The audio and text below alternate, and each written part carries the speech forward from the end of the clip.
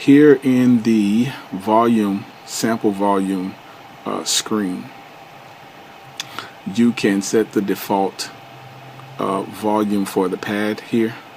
So if I set this really low and then I go to the pad, it's going to play low. But if I set it high, set the default high, it's going to play louder. And I still have the I still have this highlighted. Let me turn the note repeat function off. So it's going to play higher. As you saw earlier, while you're recording, you can actually turn the note repeat function on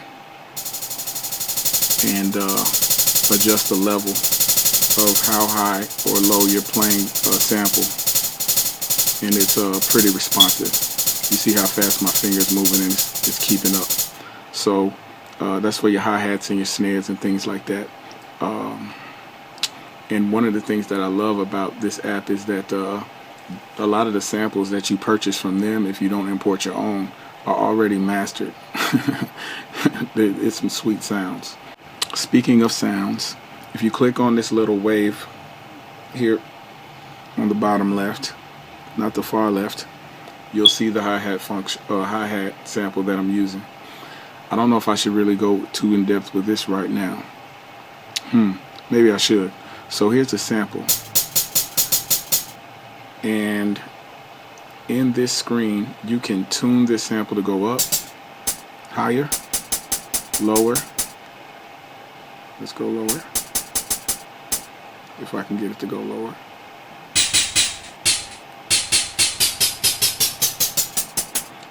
You can adjust the gain, the volume. And so there's two separate ways that you can boost. I know a lot of you guys like to boost your sample sound. So you can boost your gain here, and you can also boost your gain here. And that makes for a really loud sound, but you know, I don't advise you playing everything super loud.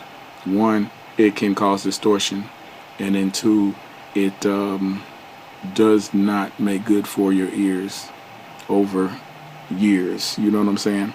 You can pan the sample. So I'll pan this all the way right,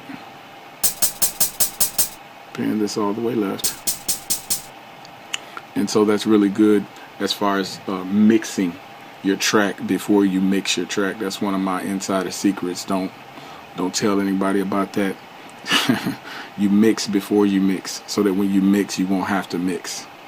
Of course, you know about the one-shot function.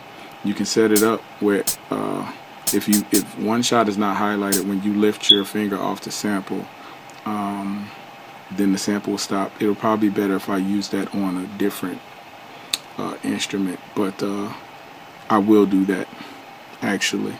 It's fine. Okay, here's a good sample. I'll turn the one shot off, so when I take my finger off, it only plays the first tip and the first tip the first piece of the sample. And so that's really good if you want to do like little stab sounds and on things, and if you want to just get the first piece of something that is like really has a lot of unwanted sounds, but that first piece is just really nice. If you chop samples like I do, I love chopping. I love to chop, whether it be in the phone or a DAW. So yeah, so the tuning function works really well with samples like this, so that you can really tweak your beat. There's also a choke, and you can set up a glider function. The choke, for me personally, because a lot of people use this differently, the choke for me, I use it to trigger hi-hats, open hi-hats with closed hi-hats. So if I turn the choke on for two of the instruments, I open hi-hat and close hi-hat, one will choke the other out, so that I can get that live J Dilla type feel to my beats. Dilla was crazy on the hi-hats. Y'all, if you don't know about J Dilla's hi-hats, bro, you sleeping. You really sleeping. But yeah, so the choke is good for that. And also with some instruments, like I'll go to the keys really quick. Let's see if I have anything loaded. So with the keys, And this is a standard. This is the default project. This is nothing special. You turn the choke on, you get a glide function, so that when you play something and you turn the glide on, the keys will glide up and down. And with that takes me to my next section. The next section is the mixer.